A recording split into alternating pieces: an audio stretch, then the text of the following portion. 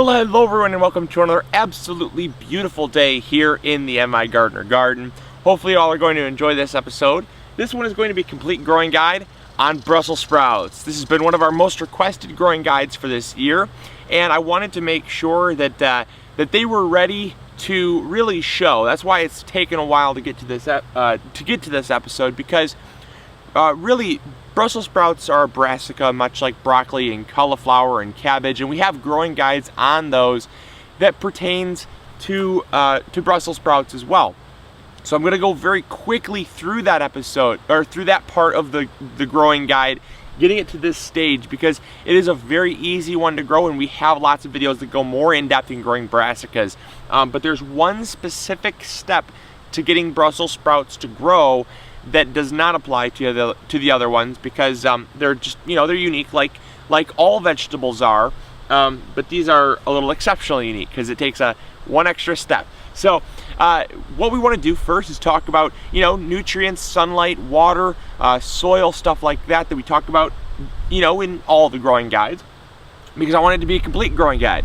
So these are a cold weather crop, meaning that you can grow these from spring until the last frost. In fact, it's actually advised to let them go that long.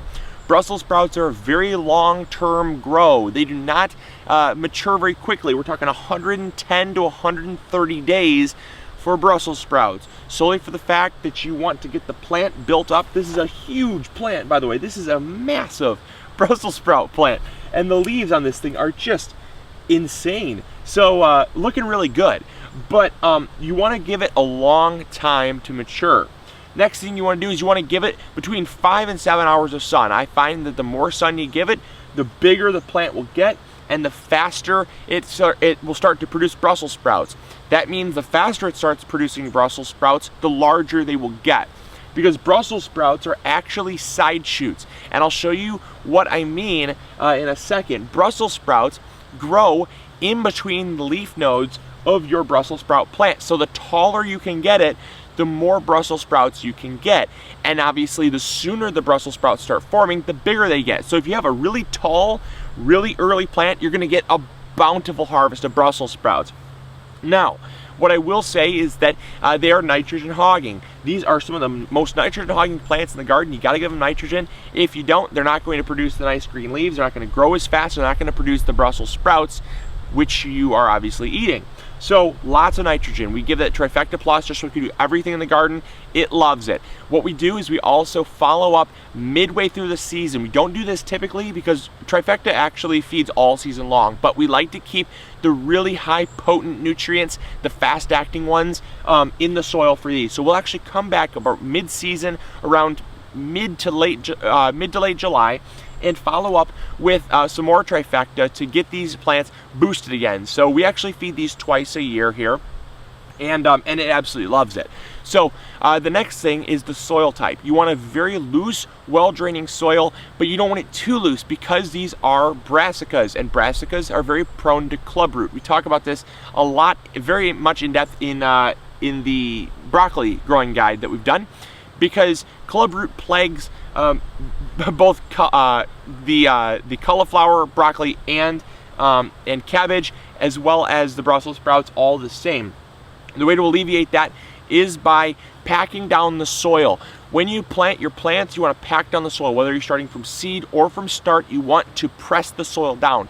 And I actually show you how to do that in that growing guide, so I recommend you going and checking it out. But I actually take my foot and step the soil down.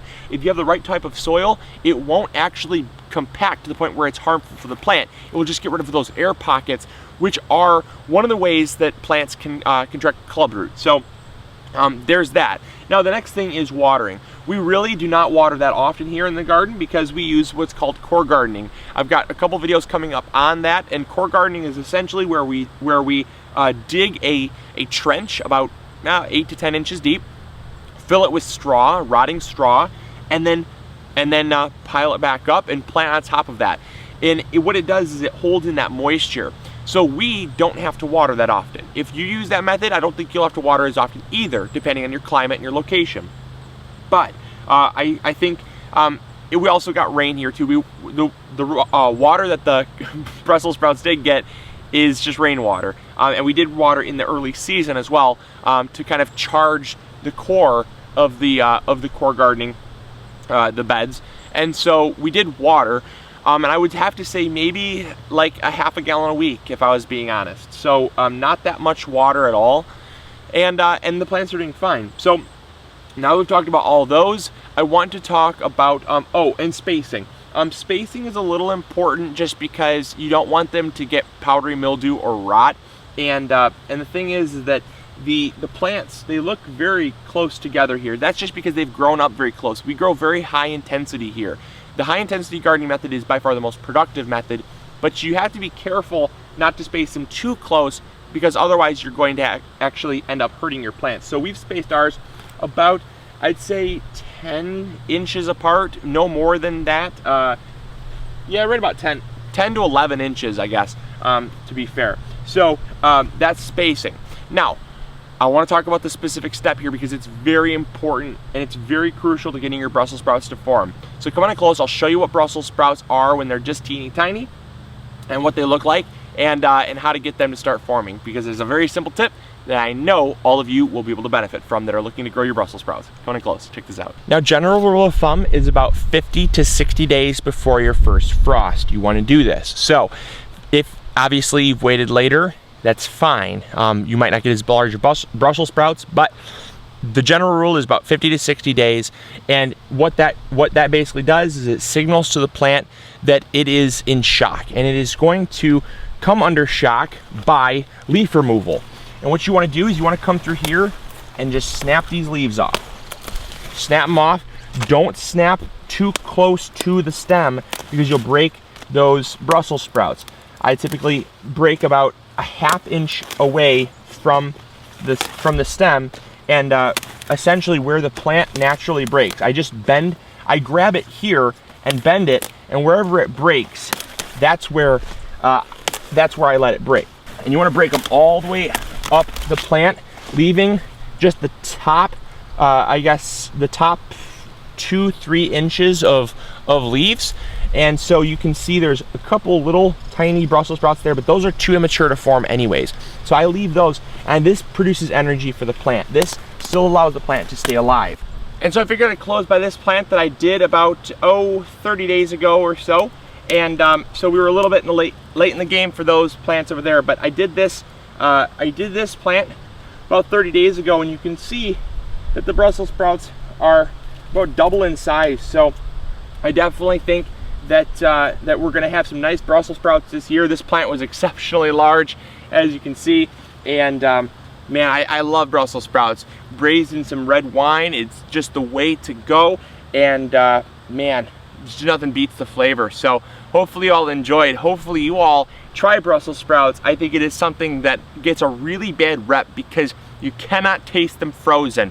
You gotta taste them fresh, and you gotta taste them from the garden, because nothing ever tastes fresh and as awesome as it does right from the garden. So please do not taste it frozen from the store. If you did taste it frozen from the store, I apologize. It probably tainted your idea of them. It certainly tainted mine, because I used to be forced to eat Brussels sprouts frozen from the store, and tasted them a couple times and absolutely hated it for life, until I decided I would just buck up and just try some fresh ones that were served to me at a restaurant, because I didn't want to be rude to my date, aka Cindy. and so I was like, oh man. So I tried them and I loved them. So you got to try them fresh. You got to try them farm fresh. It's just the only way to go. So anyways, hopefully y'all enjoyed. Hopefully y'all learned something new. Let me know in the comments box below if you enjoyed this one. And also remember to check out our other growing guides. We have over 20, I think 25 of them now. Like, we have a ton of growing guides. Go check them out on MIgardener.com. Under the media section, you have videos and then growing guides. You're going to check them all out there, or we have a playlist here on YouTube that you can check out as well on our main page. That's just youtube.com/MIgardener, where you're seeing essentially where you're seeing this video on.